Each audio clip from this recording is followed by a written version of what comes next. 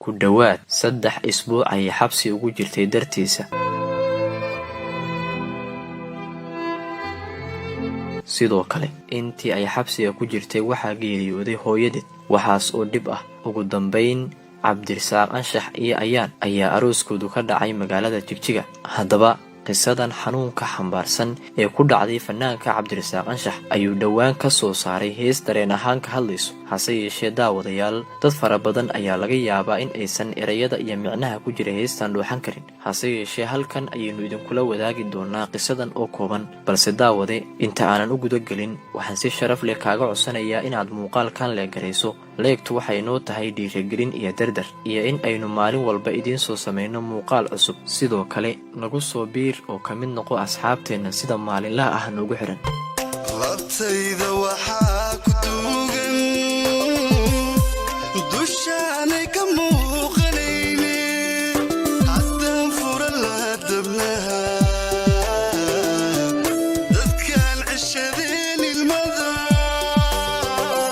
laabtayda waxaa ku duugan dushaanay ka muuqanayne, haddaan furan lahaa dibnaha dadkaan ceshadayn ilmada. waxaa hubaal ah haddii aan idinla wadaago qisadan xanuunka leh ee fanaanka Cabdirasaaq Anshax iyo marwadiisa Ayaan, in qaar badan oo idinka mid ah aysan ilmada ceshan doonin. hase yeeshee daawade, waxaa iga xasuusina inta aanan bilaabin qisadan, Cabdirasaaq Anshax inuu yahay mid ka mid ah fanaaniinta sida qaaska ah ay abwaaniinta ugu xushmeeyaan heesaha xambaarsan dareenka dhabta ah. hase yeeshee dhacdaba waa dhacdadeedii. iminka Cabdirasaaq Anshax ayaa waxa uu ka warramayaa dareenkiisa, walow uu heestan soo dhex marsiiyey. hase yeeshee bilowga qisadani waxa ay ka bilaabanaysaa gabadhan oo lagu magacaabo Ayaan iyo Cabdirasaaq Anshax oo ku wada sugnaa magaalada Hargeysa ayaa si caadi ah waxay u wadaageen xiriir, iyadoo bilowga hore ay jacayl wada samaysteen. ugu dambeyn haasawahoodii ayaa socday oo meel sare gaaray. dhanka kale waxay naga xasuusinaa in gabadhan ay ka soo jeedo reer culummo ah oo dadkoodu aysan ogoleen fanka. iyadoo ay xiriir la leedahay Cabdirasaaq Anshax ayay bishii hore waxay hees kala soo muuqatay si jilliin ah fanaan kale oo lagu magacaabo Cali Saki. hase yeeshee jilliinka heesta ay kala soo muuqatay darteed waxa ay saabtay in reerkeedii ay kala kulanto cadaadis, maadaama ay ahaayeen faamil ahludiin ah oo aan fanka iyo waxa jeclayn. haddaba daawadayaal, arrinta xanuun kale ee mar labaad arrintan sii xumaysay ayaa ahayd in gabadhani ay sheegtay in ay jeceshahay fanaanka Cabdirasaaq Anshax, doonaysana in ay guursato. hase yeeshee reerkii oo arrintaasi aad uga muraal dilaacay iyo Ayaan oo go'aankeeda ku adkaysatay ayaa waxa ay sababtay in xabsiga loo taxaabo. waa kan mar kale fanaanka Cabdirasaaq Anshax oo hees ahaan ku muujinaya dareenkii xabsiga.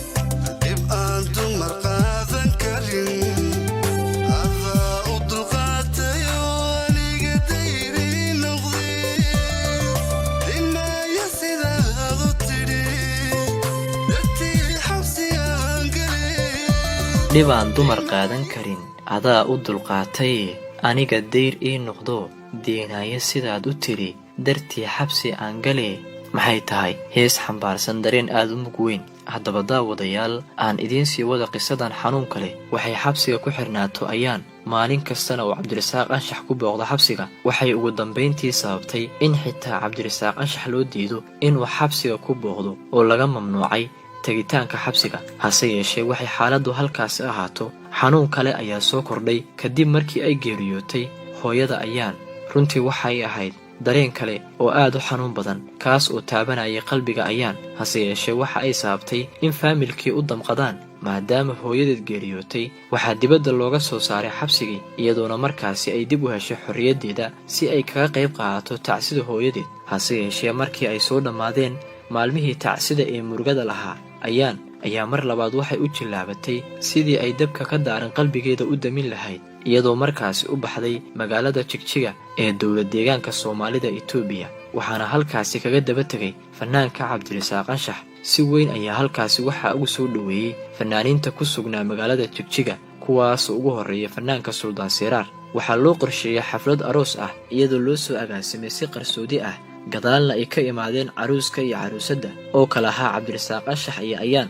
arooskan ayaana waxaa u dhacay iyadoo uusan ka soo qayb gelin hal qof oo ka tirsan faamilka gabadha. runtii waa arrin kale oo aad u xanuun badan. hase yeeshee jacaylka iyo dareenka gubaya gabadhan Soomaaliyeed ayaa waxa uu sababay in aysan fiirin faamilka iyo dadkii ka dambeeyey oo ay hirgelido hamigeeda. haddaba daawadayaal qisadani waa mid runtii aad u xanuun badan. Cabdirasaaq Anshax wax badan waa uu soo qaaday heese uu kaga hadlayo dareenka dad kale, hase yeeshee ugu dambayn heestan uu soo qaaday ee YouTube-ka la soo geliyey runtii waxay ka hadlaysaa dareen aad u mug weyn. heestan waxaa curiyey abwaan alfanaan Sakariya Kobciye oo aad moodo sida uga dareen hadlay Cabdirasaaq Anshax in ay tahay si aad u qiiro badan oo run ahaantii qof kasta oo dhageysta qalbigiisa jilcinaysa. heestan ka shakhsi ahaan waxaan dhageystay dhowr jeer ilaa ay haddana ma demin, mana aqaano xilliga aan iska demin doono. hase yeeshee waxaa hubaal ah inay maalmaha noqon doonto mid ka mid a heesaha aan ugu dhageysiga badanahay. waxaan leeyahay guulaysta oo farxad ku waala, hambalyo hambalyo, jacaylku ha waaro. Cabdirasaaq Anshax iyo Ayaan waxaan idin leeyahay guulaysta oo ubad kheyr qaba kala hela. haddaba daawadayaal, halka aad muuqaalkan kala socotid waa janaalka Haldoor Media. haddii ay tahay booqashadiinnii ugu horreeyday ee janaalka, fadlan ha ilaabin inaad subscribe saarato, sidoo kalena aad muuqaalkan leegarayso oo aad asxaabtaada la wadaagto. mahadsanid.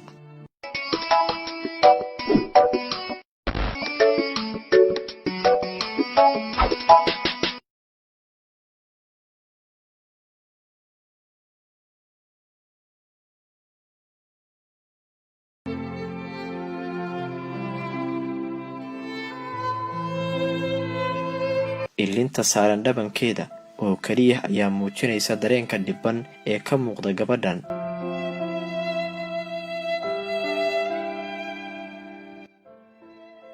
hase yeeshee sawirkan oo ay barteeda Facebook soo dhigtay ayay soo raaciday qoraal qiiro ku abuurayo qof kaste oo qalbi leh ama qof kaste oo damiir leh.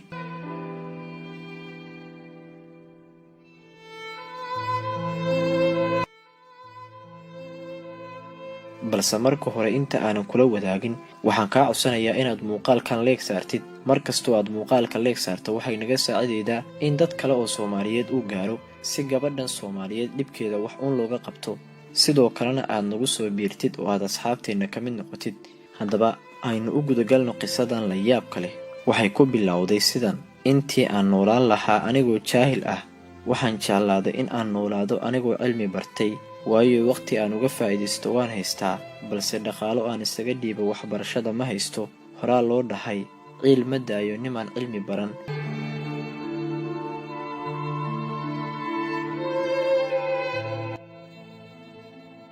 haddii maanta aan jirkayga qurxiyo, berri waxaan u shaqaynaa qof jirkiisa iyo aqoontiisa soo qurxiyey. hadda waxaan ahay 21 jir. intaan 30 jir gaari lahaa anigoo jaahil ah, waxaa ii dhaanto in aan gaaro anigoo wax bartay. waxaan u baahanahay inaad garab isiisaan si aan wax u barto, noloshaydana u maareeyo. lambarkaygana waa kan: eber 6 1 5 eber 7 37 86.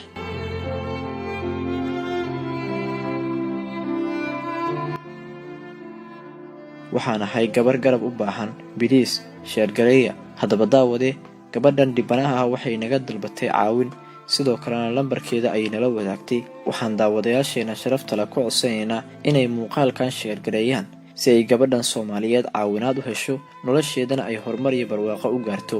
waad ku mahadsantihiin daawashadiina.